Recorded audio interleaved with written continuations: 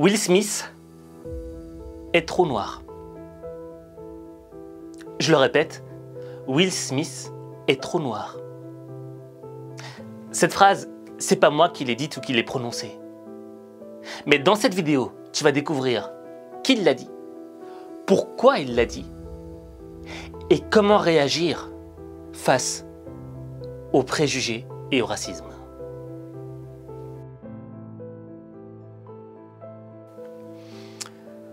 Bon, on va pas se mentir. Dans la réalité de ce monde, la réalité un petit peu brute, un petit peu méchante, existe des gens qui auront toujours des préjugés sur toi, sur ton apparence. Existe des gens qui seront toujours un peu racistes. Existe des gens qui ne t'aimeront pas parce que ta tête ne leur revient pas. Et cela, quelle que soit ta couleur de peau, quelle que soit ton origine. D'accord ? Et Will Smith, ce grand acteur qui a fait tellement de films, a subi ce racisme. Quand ? Lorsqu'il devait tourner le film Independence Day à la française, ok? Independence Day. Ce film avec des extraterrestres, etc. Bref, c'était un super film, d'accord? Mais les gros producteurs d'Hollywood ne voulaient pas de lui. Et voici ce qu'ils ont dit. Ethan Hawke était aussi sur notre liste. Mais je pensais à ce moment-là qu'il était trop jeune. C'était très clair que ça devait être Will Smith et Jeff Goldblum. C'était le combo auquel nous pensions. Mais le studio a dit « Nous n'aimons pas Will Smith. Il n'a pas fait ses preuves. Il n'est pas assez bankable à l'international. » Ils ont dit « Vous avez choisi un homme noir. Vous allez tuer le box-office international. » Et on va pas se mentir, ce genre de préjugé, c'est blessant. Parce que dans le fond, on choisit pas sa couleur de peau. On choisit pas d'où on va venir. On choisit pas sa famille. Et donc, quand on nous pointe le doigt sur des choses qu'on n'a pas choisies, sans découvrir qui on est réellement, ben on est blessé. C'est blessant. Et moi, je me rappellerai toujours de cette vidéo d'un gars qui traversait le désert et qui avait tenu ce discours, mais ultra blessant. Non, moi, je suis le noir, regarde. Oui, oui. Ce n'est pas bon. Il ne faut pas faire comme ça. Il ne faut pas faire comme ça. Tu as raison. Moi, ici, mon père est mort. Maman, il n'y a aucun de réfugié. Il ne faut pas faire comme ça. Moi, je suis noir, tu es blanc. C'est à cause de ça qu'il faut faire comme ça. C'est pas bon. T'as entendu la voix de cet homme? La sincérité qui jaillissait de sa bouche? Parce que moi je suis noir, toi t'es blanc. C'est pour ça qu'ils font ça. C'est pas bon. Parce qu'on nous juge sur nos différences. Et ça, c'est un trait caractéristique de l'être humain. Tu vois? L'être humain a toujours besoin de chercher une différence chez l'autre et le rejet. Et bref, quel que soit le milieu au fait, même dans les milieux très intellectualisés, qui ont fait des études, etc., il y a aussi des préjugés. Et là, je prendrais pour exemple le cas d'un gars qui est le porte-parole du gouvernement. Je ne sais plus très bien c'était quoi son nom. Mais il était à un concours d'éloquence, et pas d'élégance, parce que ce qu'il a dit, c'était pas élégant du tout. Et voilà ce qui s'est passé. Ce n'est pas Elon Musk qui m'annonce que la pelouse sera verte sur Mars. Ce n'est pas Didier qui rappelle Benzema à la rescousse pour sauver la patrie quand viendra l'heure. Non, moi ça a été Charles-Henri, 22 ans, qui me livrait mes sushis à 22 h. Ce sont celles et ceux que je ne connais pas. Parce qu'on sait aujourd'hui que les promesses de l'aube ne peuvent jamais être tenues. Parce que la grandeur d'une vie, on ne la choisit pas. Ce que l'on choisit en revanche, ce sont les champs de bataille de cette grandeur.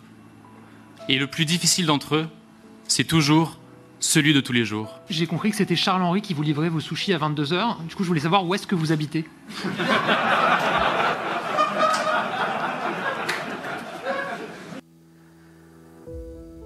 Donc tu vois, les gens qui ont des préjugés, des visions minimalistes de ta personne qui te regardent en surface, il y en a plein à travers le monde.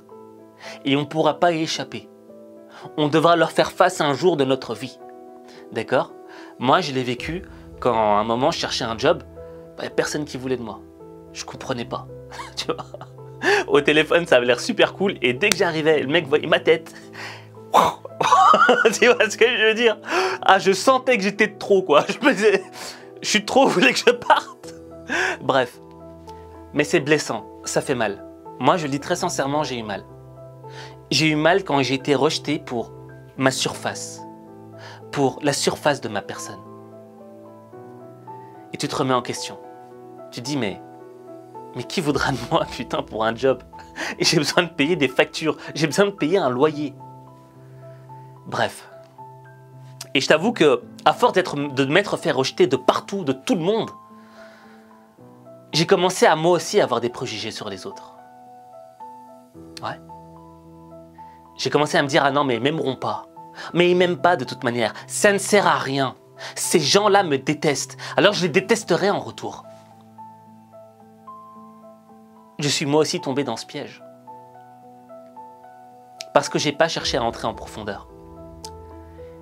Et je pense que dans ce monde, il y a deux types de personnes.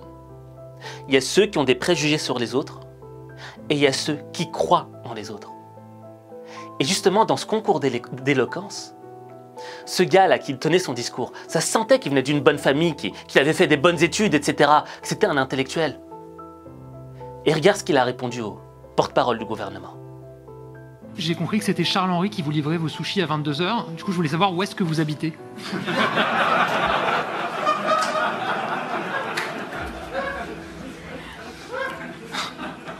Ah, l'humour parfois change de camp. Mais les clichés sont toujours dans le même camp. Parce que figurez-vous que j'habite à Marseille. Alors, c'est vrai. Mais là-bas, c'est ça justement. Peut-être qu'à Paris, les Karim, ils sont dans la rue, et à Marseille, ils sont à l'université. Donc tu vois, dans ce monde, il y a des gens qui te voient en surface et d'autres gens qui voient ton potentiel.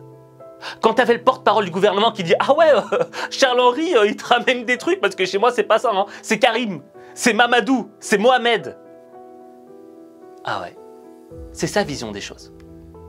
Tu vois, une vision étriquée, tu vois, caricaturale des choses. Le gars là qui tenait son discours, quand il voit quelqu'un, il ne le voit pas en fonction de son Uber Eats. Peut-être qu'il fait un Uber Eats.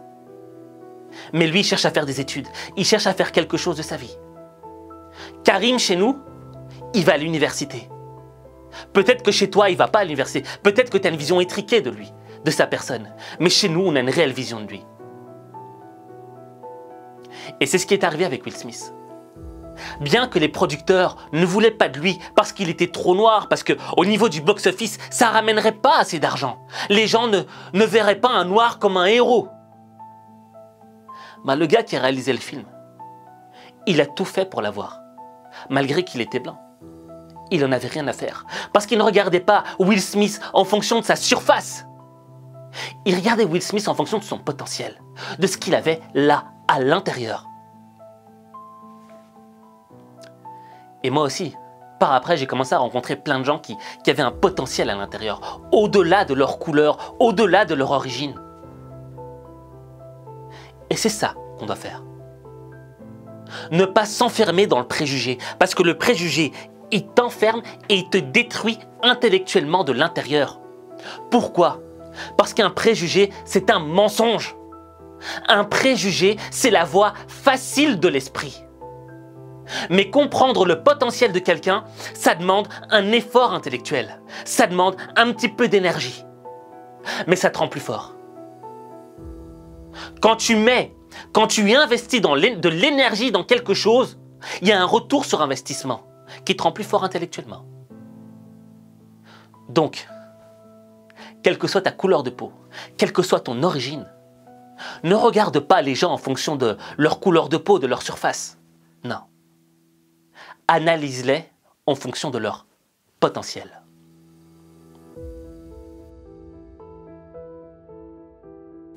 Alors, il y a des cas dans la vie où il n'y aura pas des gens, tu vois, comme le réalisateur de Independence Day, tu vois, qui va tout faire pour que tu travailles dans un film. Il n'y aura pas un gars qui a un concours d'éloquence, fera tout pour te protéger et dire non, ce gars a du potentiel.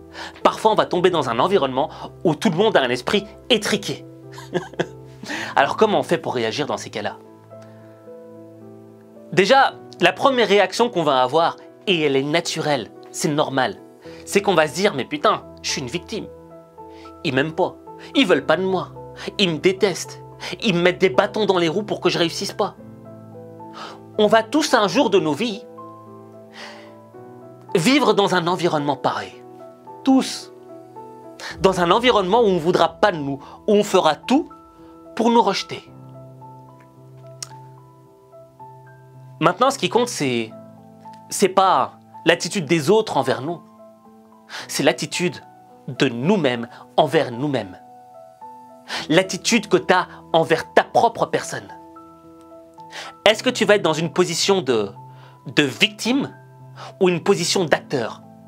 Je m'explique. La position de victime, c'est une position de spectateur. Tu regardes les choses se passer. Tu regardes les gens te faire du mal et tu protestes, tu lèves la main, tu dis regardez mais ils me font ça, ils me font ça, ils me font ça, mais c'est de leur faute si je réussis pas. Oui c'est vrai, c'est de leur faute. Mais la seule personne qui peut changer ta vie, c'est pas les autres. C'est toi. La position que tu dois adopter, c'est pas la position du spectateur, passif, qui regarde sa vie, qui ramasse l'écho. Tu dois avoir une position d'acteur dans ta vie. On te donne des coups et tu le sais. Mais toi, t'en remets 10 fois plus. Tu ne le remets pas de manière violente sur les gens, non. Comment est-ce que tu rends les coups? En faisant quelque chose de ta vie. En améliorant ton être, en devenant meilleur aujourd'hui que tu ne l'étais hier. Parce que quand tu es bon, quand tu deviens meilleur, ça crée une rage en eux. Ils ne le supportent pas. Parce qu'ils t'ont mis tellement de bâtons dans les roues, ils t'ont fait tellement de choses pour que tu échoues, qu'ils pètent un plomb quand ils voient que tu te relèves encore, que tu continues d'avancer. Parce que c'est pas normal dans leur monde de préjugés. Mais toi, tu vaux mieux que ça. Toi, tu as décidé d'avancer. Parce que tu n'es pas dépendant des autres. Tu es dépendant de ton être. Tu es dépendant de tous ces trésors, de toutes ces beautés qu'on a apportées dans ton cœur, dans ton être. C'est de ça dont tu as besoin, pas des autres. Donc, si tu es victime, justement, de la méchanceté des autres, du fait d'être rejeté des autres, ça peut même être parfois un groupe de faux amis, tu vois. N'oublie pas que la seule personne qui peut changer les choses, c'est toi et personne d'autre.